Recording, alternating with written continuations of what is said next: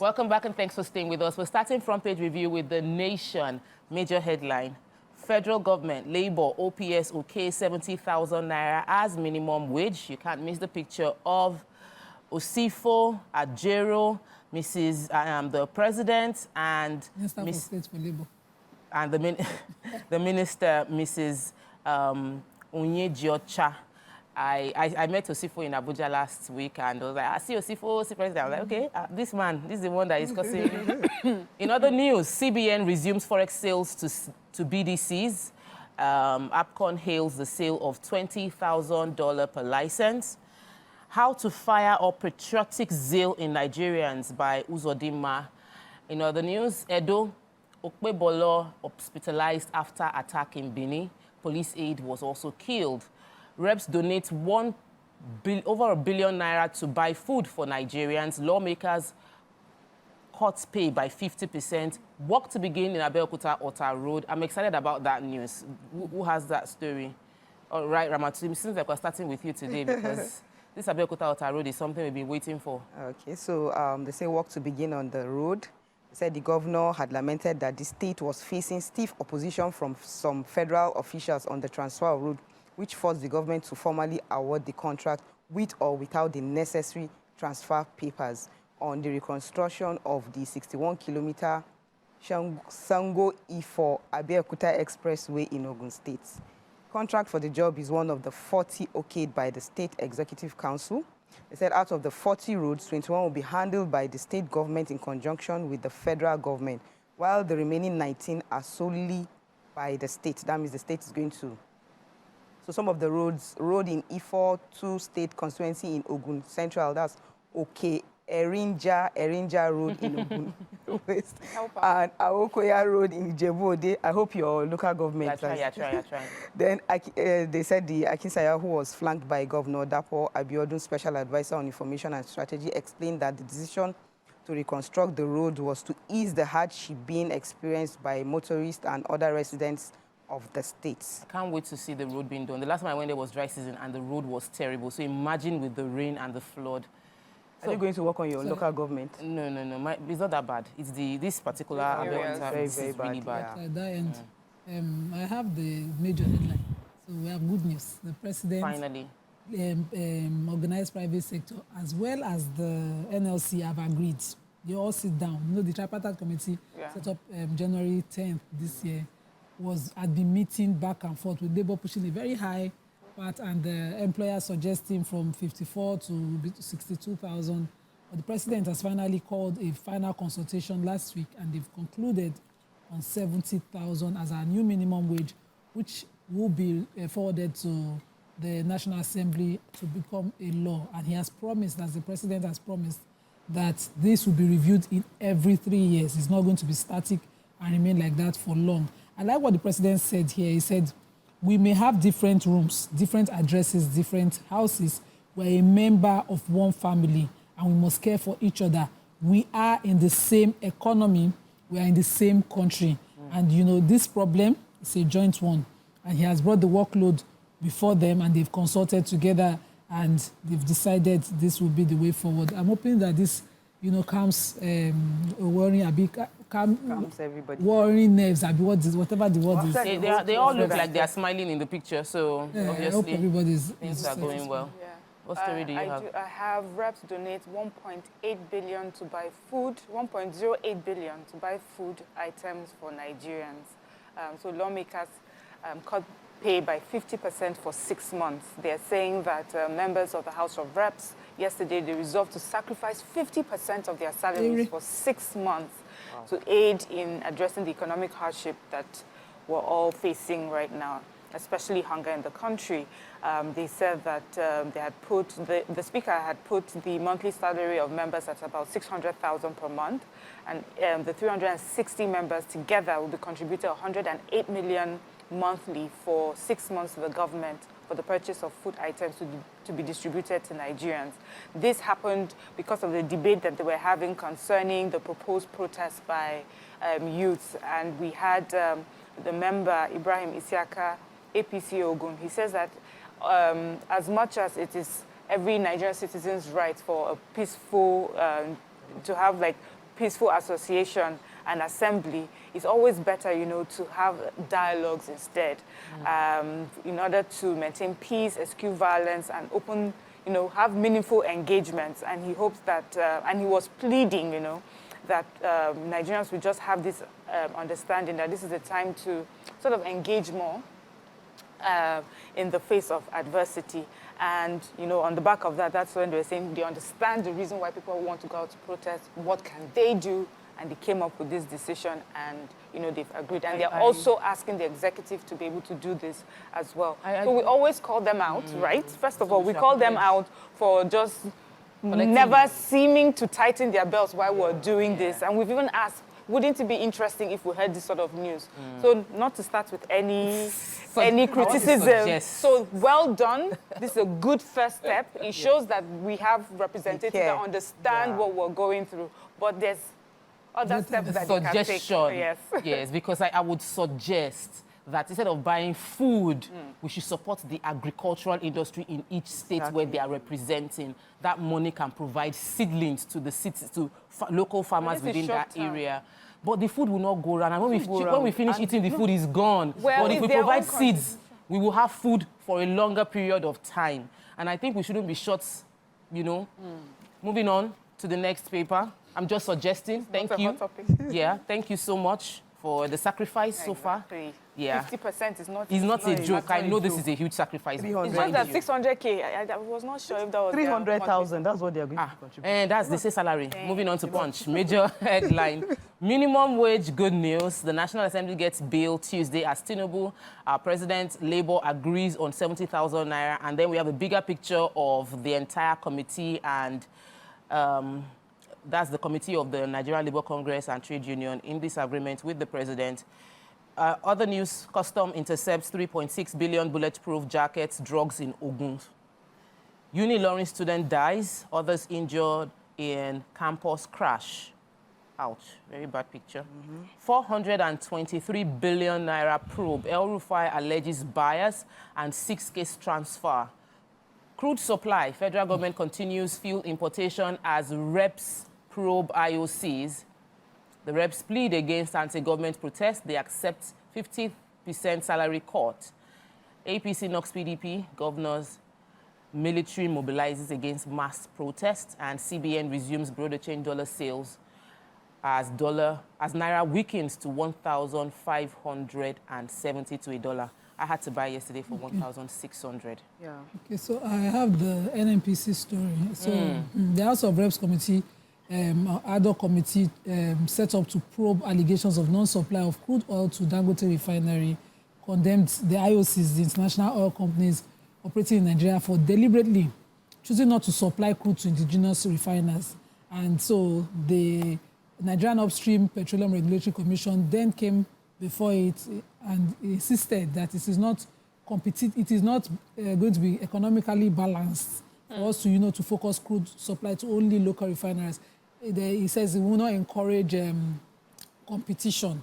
And inside the same thing, the chief executive officer of the Nigerian Midstream and Downstream Petroleum Authority, Farouk Ahmed, then stated that this was not healthy.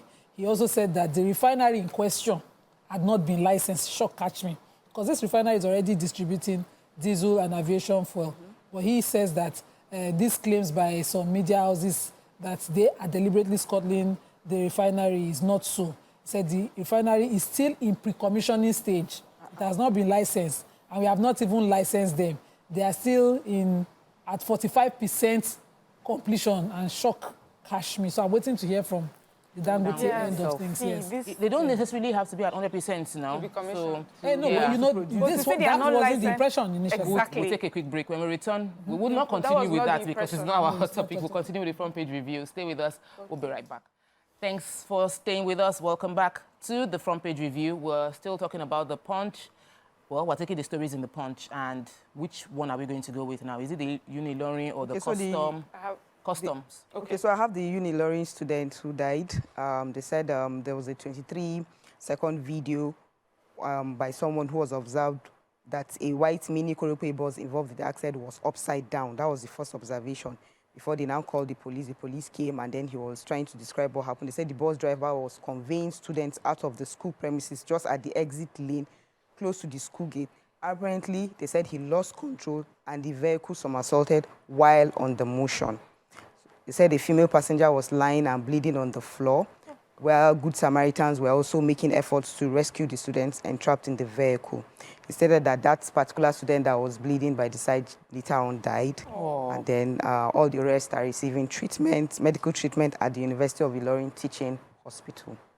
Sorry. So sad. Yeah, it's a sad one. Zone A Federal Operations Unit of Nigerian Customs in Ikeja. They announced that they have intercepted 150 cartons of bulletproof jackets worth 1.687 billion naira. They said that they were intercepted, the container or contrabands were intercepted along the Ijebu-Ode-Shagamu Expressway. They said the carton contained 10 packs of these jackets.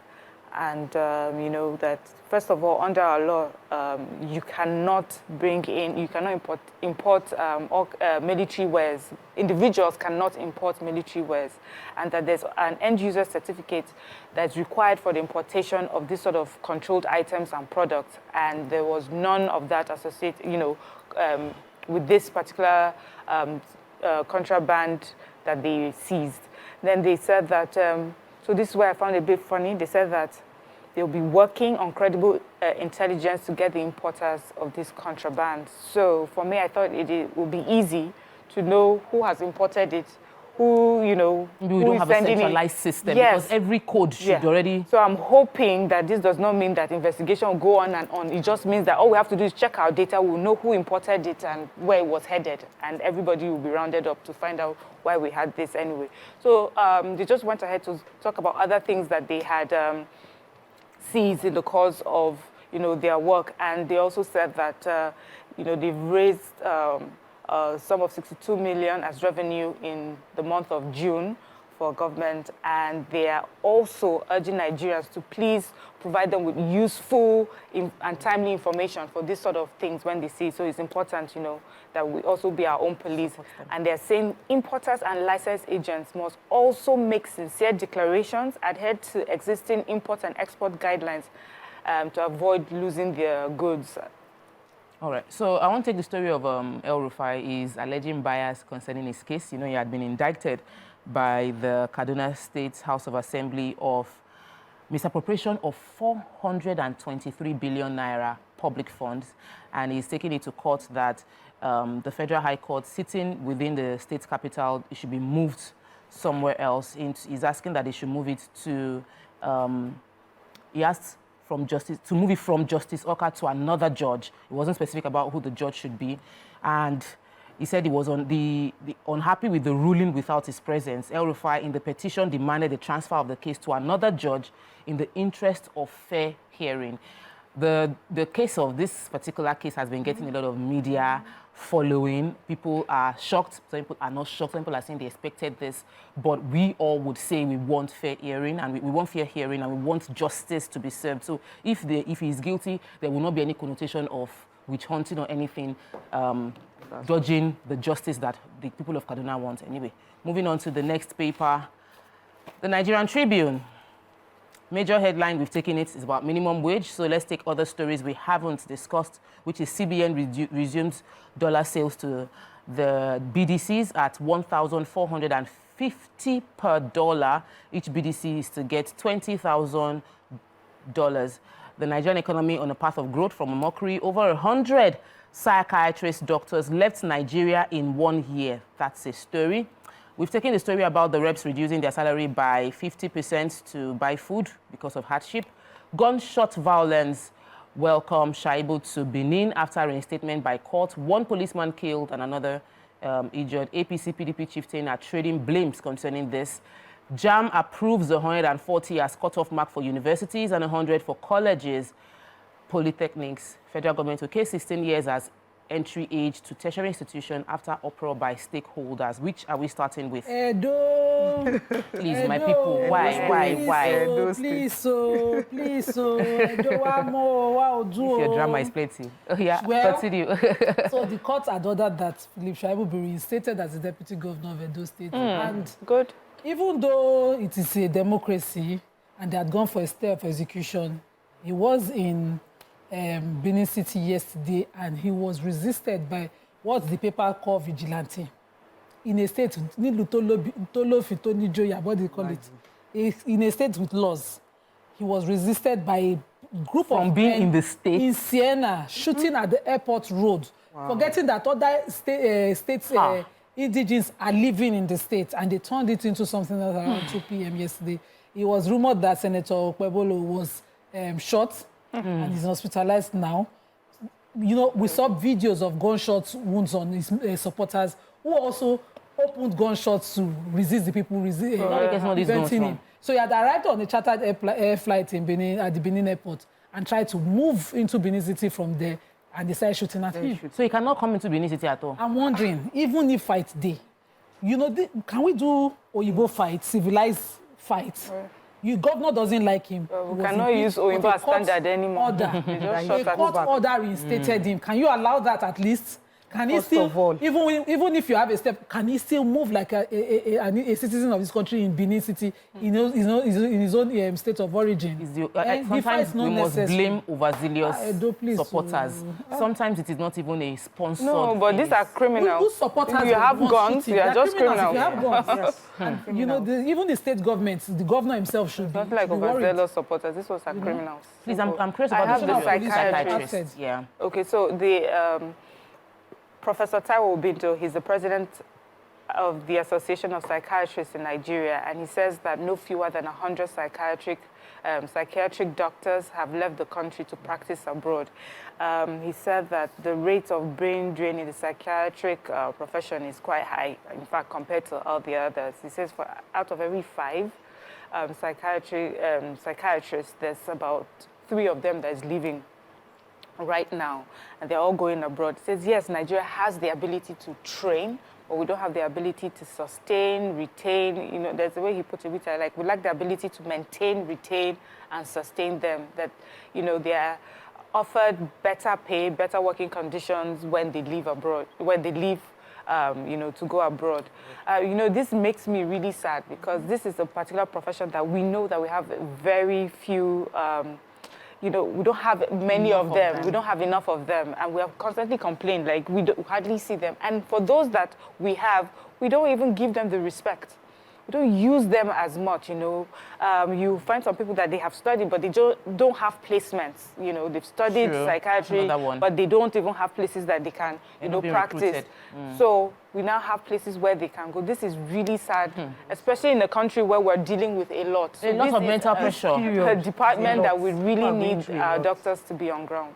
Yeah. All right, so I have the CBN story. The CBN story, they said, following the ongoing reforms in the foreign exchange market, with the objective of achieving an appropriate market determined exchange rate for the Naira, the Central Bank of Nigeria has observed the continued distortions in the retail end of the market, which ones feeding into the parallel market and further widen the exchange rate premium.